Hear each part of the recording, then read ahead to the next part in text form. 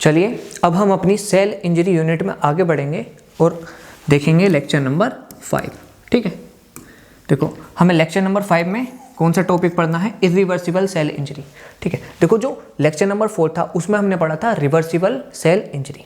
अगर आपने वो लेक्चर नहीं देखा है तो उसको देख लीजिए, तभी इस लेक्चर को करिए, क्योंकि रिवर्सिबल सेल इंजरी और इरिवर्सिबल सेल इंजरी काफ़ी इंटरकनेक्टेड टॉपिक हैं। ठीक है, चलिए अब देखो हम शुरुआत उसी टेबल से करेंगे जो हमने लेक्चर नंबर 1 में देखा था। ठीक है, चलिए वही नॉर्मल सेल है। मान लो स्ट्रेस आया तो सेल अपने आप को अडेप्ट करेगा। अडेप्टेशन कितने तरीके के होते थे? 5। Atrophy, hyperplasia, hypertrophy, metaplasia, dysplasia, ये हम पढ़ चुके हैं। ठीक है, अब मान लो स्ट्रेस कंटिन्यू रहा तो रिवर्सिबल सेल इंजरी हो जाएगी। अब रिवर्सिबल सेल इंजरी को भी हम पढ़ चुके हैं।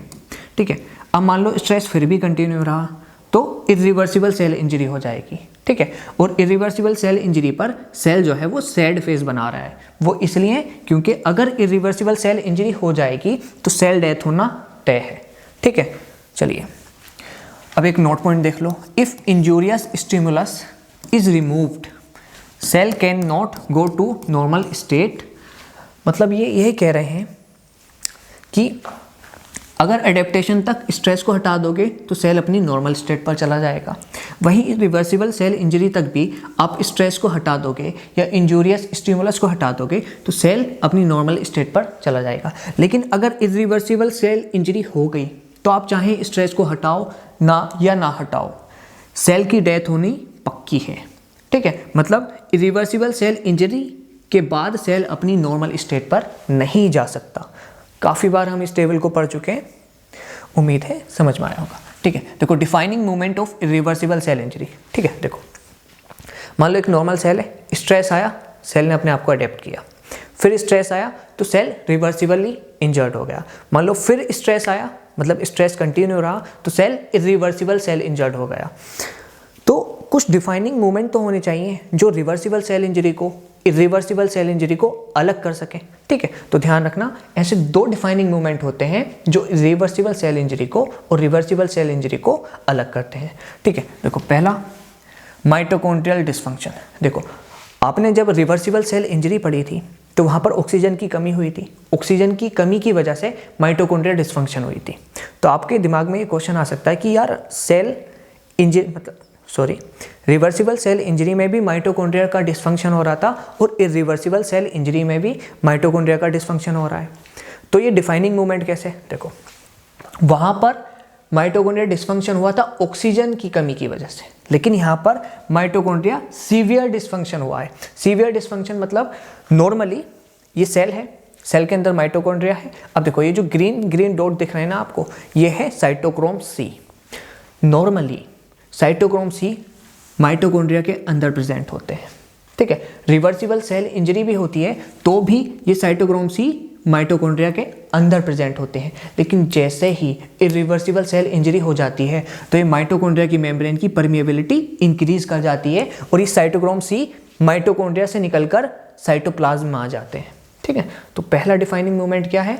वो है माइटोकॉन्ड्रियल डिसफंक्शन। माइटोकॉन्ड्रियल डिसफंक्शन कौन सा वाला? जब साइटोक्रोम सी माइटोकॉन्ड्रिया से लीक आउट हो जाए।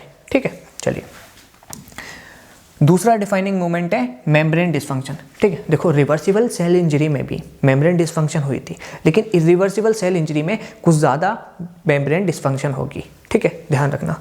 चलिए अब देखो अगर मेम्ब्रेन डिसफंक्शन होगी तो वो किस वजह से होगी? जब परसिस्टेंस स्ट्रेस रहेगा, मतलब बहुत ज़्यादा देर तक स्ट्रेस रहेगा कोई, या फिर ये कहें लीथल इंजूरियस स्टिमुलस रहेगा बहुत ज़्यादा देर तक। ठीक है, तभी होगी।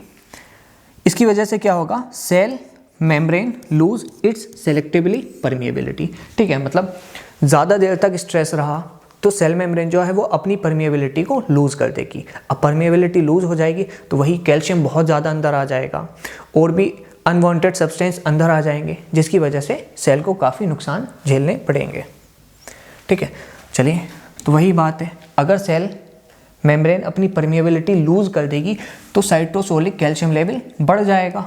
ठीक है, अब साइटोसोलिक कैल्शियम लेवल बढ़ जाएगा और आपको पता है कैल्शियम बहुत सारे एंजाइम को कोफैक्टर की तरह काम करता है, मतलब बहुत सारे एंजाइम्स को एक्टिवेट करता है, ठीक है। तो कैल्शियम साइटोसोल में जाकर एंजाइम्स को एक्टिवेट कर देगा, जैसे वो एक्टिवेट कर देगा फॉस्फोलाइपेज को, या फिर प्रोटिएजेस को, या फिर एंडोन्यूक्लियेजेस को, ठीक है। चलिए अब देखो, फॉस्फोलाइपेज को एक्टिव कर देगा तो ये सेल मेम्ब्रेन को डैमेज करने लगेगा, डाइजेस्ट करने लगेगा, जिसकी वजह से माइलिन फिगर्स बढ़ जाएंगी। देखो, जब हमने रिवर्सिबली सेल इंजरी पढ़ी थी तो उसमें क्या बताया था कि रिवर्सिबल सेल इंजरी में माइलिन फिगर्स बनती हैं लेकिन मैक्सिमम नहीं होती, जबकि इरिवर्सिबल सेल इंजरी में माइलिन फिगर मैक्सिमम होती हैं, ठीक है। मतलब माइलिन फिगर प्रेजेंट होती है रिवर्सिबल सेल इंजरी में भी, इरिवर्सिबल सेल इंजरी में भी, लेकिन ज़्यादा किस में दिखेंगी, इरिवर्सिबल सेल इंजरी में भी,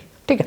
अब देखो, ये सारा हमने रिवर्सिबल सेल इंजरी में डिस्कशन किया था, इसलिए वो वाला लेक्चर देखना आपके लिए इंपॉर्टेंट हो जाता है, ठीक है। चलिए अब देखो, प्रोटीएजेस एक्टिव हो जाएंगे, ठीक है, तो क्या होगा, साइटोस्केलेटल प्रोटीन का डैमेज हो जाएगा, ठीक है। देखो, मेम्ब्रेन को स्टेबिलिटी कौन प्रोवाइड करता है, साइटोस्केलेटन प्रोटीन, ठीक है। अब सोचो, अगर प्रोटीजेस साइटोस्केलेटल को ही डाइजेस्ट कर देगा, मतलब जो चीज़ सेल को स्टेबल कर रही थी उसको ही डाइजेस्ट कर देगा, तो सेल की तो डेथ होना तय है ना, ठीक है। चलिए, तो जिससे क्या होगा, लॉस ऑफ सेल स्केलेटल, मतलब सेल अपनी स्टेबिलिटी को ही लॉस्ट कर देगा, ठीक है। वहीं एंडोन्यूक्लियस क्या करेगा, वही न्यूक्लियर डैमेज करेगा, ठीक है।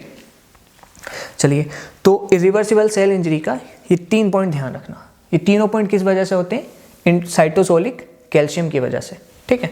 चलिए अब आगे बढ़ते हैं, क्लिनिको-पैथोलॉजिकल कोरिलेशन देख लेते हैं, ठीक है। चलिए अब देखो, इन डिसऑर्डर लाइक मायोकार्डियल इन्फार्क्शन और लीवर डिसीज, ठीक है, enzymes can be measured in blood. Enzymes जो हैं वो ब्लड में आ जाते हैं, कौन कौन से डिसऑर्डर्स में, मायोकार्डियल इन्फार्क्शन में और लीवर में, ठीक है। देयर इज मेम्ब्रेन डिस्फंक्शन, ऐसा क्यों होता है, क्योंकि मेम्ब्रेन डिस्फंक्शन हो जाती है तो जो भी सेल के अंदर का कंटेंट है वो बाहर चला जाता है, जैसे कोई एंजाइम है या कुछ भी है, मतलब वो ब्लड में मिलेगा आपको, ठीक है। चलिए, leak out of the cell, वही बात है कि डिसऑर्डर्स लाइक मायोकार्डियल इन्फार्क्शन और liver disease, enzymes can be measured in blood, क्यों, क्योंकि मेम्ब्रेन डिस्फंक्शन हो जाता है, ठीक है, और लीक आउट कर जाते हैं वो सेल से, ठीक है। अब यहाँ पर एक चीज़ नोट करने वाली है, मायोकार्डियल इन्फेक्शन जो है ना वो इरिवर्सिबल सेल इंजरी का एग्जाम्पल है, और बहुत सारी लीवर डिसीज़ भी इरिवर्सिबल सेल इंजरी के एग्जाम्पल है, तभी तो इनके एंजाइम्स ब्लड में मिल रहे हैं, ठीक है। चलिए इसको थोड़ा सा और अच्छे से समझाते हैं आपको, ठीक है। चलिए अब देखो, ये एक हार्ट सेल है, हार्ट सेल में क्या होता है ना, एक ट्रोपोनिन होता है, ठीक है। नॉर्मली हार्ट सेल के अंदर ट्रोपोनिन होता है और आपको ये ब्लड में नहीं मिलता है, ठीक है। चलिए अब मान लो इंजरी हुई, अगर रिवर्सिबल सेल इंजरी हुई और इरिवर्सिबल सेल इंजरी हुई, ठीक है। चलिए अब देखो, रिवर्सिबल सेल इंजरी का एग्जाम्पल है एंजाइना, ठीक है।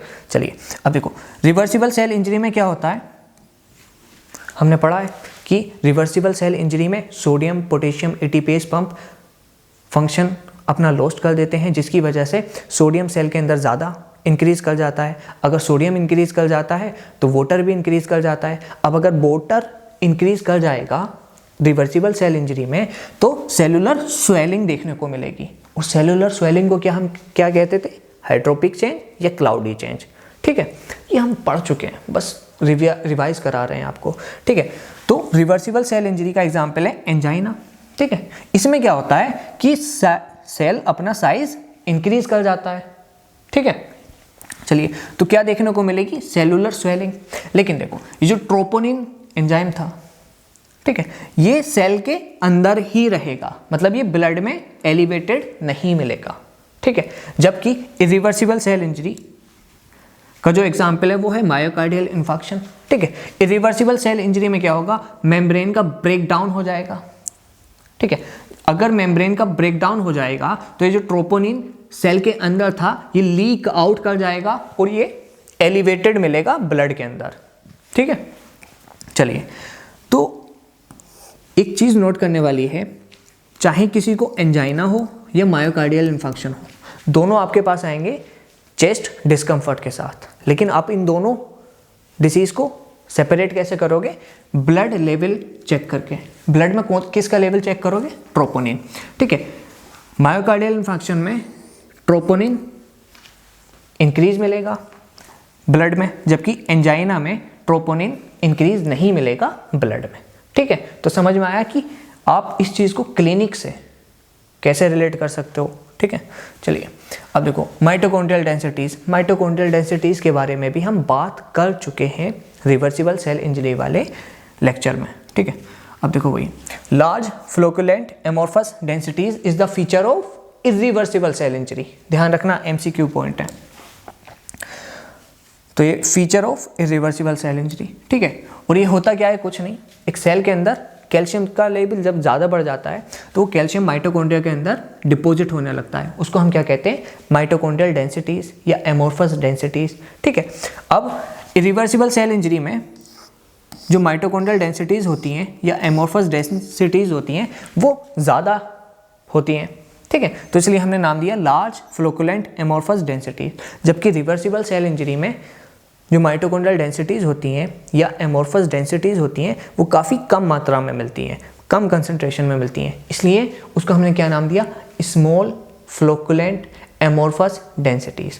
ठीक है, तो यहाँ से दो बड़े अच्छे क्वेश्चन बनते हैं। एक, large flocculent amorphous densities is the feature of irreversible cell injury, और small flocculent amorphous densities is the feature of reversible cell injury. ध्यान रखना। ठीक है, चलिए अब देखो न्यूक्लियर चेंजेस भी देख लेते हैं। देखो ये एक नॉर्मल सेल है, ये इसका हो गया न्यूक्लियस। ठीक है, अब देखो इरिवर्सिबल सेल इंजरी में न्यूक्लियसेस और एंडोन्यूक्लियसेस एंजाइम्स एक्टिवेट होते हैं। ठीक है, तो न्यूक्लियस में भी कुछ ना कुछ इम्पैक्ट बढ़ता है। तो पहली चीज़ क्या पड़ती है? पिक्नोसिस होता है। पिक्नोसिस मतलब कंडेंसेशन ऑफ न्यूक्लियर मटेरियल। देखो ये नॉर्मल सेल है, इसका न्यूक्लियस इतना बड़ा है, लेकिन पिक्नोसिस में क्या हुआ? न्यूक्लियर मटेरियल एकदम कंडेंस हो गया, मतलब एकदम छोटा हो गया। ठीक है, तो पहली चीज़ क्या देखने को मिलती है? पिक्नोसिस। दूसरी चीज़ देखने को मिलती है कैरियोरेक्सिस, मतलब फ्रेगमेंटेशन ऑफ न्यूक्लियस। देखो ये न्यूक्लियस नॉर्मल था, फिर यहाँ पर फ्रेगमेंटेशन हो गया। ठीक है, देखो कैरियो का मतलब होता है न्यूक्लियस, रेक्सिस का मतलब होता है फ्रेगमेंटेशन। ठीक है, तीसरी चीज़ क्या देखने को मिलती है? वो होती है कैरियोलाइसिस, मतलब डिसोल्यूशन ऑफ न्यूक्लियस। देखो यहाँ पर नॉर्मल न्यूक्लियस है और यहाँ पर देखो ऑलमोस्ट डिसोल्व हो चुका है। ठीक है, तो इरिवर्सिबल सेल इंजरी के अंदर न्यूक्लियस के अंदर तीन चेंजेस देखने को मिलते हैं, एक पिक्नोसिस, कैरियोरेक्सिस, कैरियोलाइसिस। ठीक है, लेकिन रिवर्सिबल सेल इंजरी में न्यूक्लियर में क्या चेंज देखने को मिलता है? थोड़ा सा दिमाग लगाओ। वो मिलता है क्लम्पिंग ऑफ क्रोमेटिन। ध्यान से, clumping of chromatin is the feature of reversible cell injury, जबकि pyknosis, karyorrhexis, karyolysis is the feature of irreversible cell injury. ठीक है, तो न्यूक्लियर चेंजेस कितने होते हैं? तीन, पिक्नोसिस, कैरियोरेक्सिस, कैरियोलाइसिस। पिक्नोसिस में क्या होता है? Condensation of nuclear material. Karyorrhexis में क्या होता है? Fragmentation of nucleus. कैरियोलाइसिस में क्या होता है? Dissolution of nucleus. ठीक है, लेकिन यहाँ से अच्छा क्वेश्चन क्या बनता है? ठीक है, देखो सबसे पहला होगा पिक्नोसिस, पिक्नोसिस के बाद होगा कैरियोरेक्सिस, कैरियोरेक्सिस के बाद होगा कैरियोलाइसिस, मतलब ये ऑर्डर है। इरिवर्सिबल सेल इंजरी में सबसे पहले न्यूक्लियस कंडेंस होगा, कंडेंस के बाद फ्रेगमेंटेशन में जाएगा न्यूक्लियस, फिर उसके बाद डिसोल्व होगा। ठीक है, तो पहला पिक्नोसिस, फिर कैरियोरेक्सिस, फिर कैरियोलाइसिस, मतलब न्यूक्लियस सबसे पहले कंडेंस हुआ, फिर फ्रेगमेंटेशन होंगे, फिर डिसोल्व होगा। ये एक सीक्वेंस है जो बहुत बार एमसीक्यू में पूछा जाता है। ठीक है, इसकी ट्रिक बहुत से इस तरह से याद करते हैं, पी से पिक्नोसिस, कैरियोरेक्सिस, कैरियोलाइसिस। ठीक है, ये ऑर्डर है जो आपको पता होना चाहिए। ठीक है, तो आज का लेक्चर होता है समाप्त। उम्मीद है समझ में आया होगा। Thank you.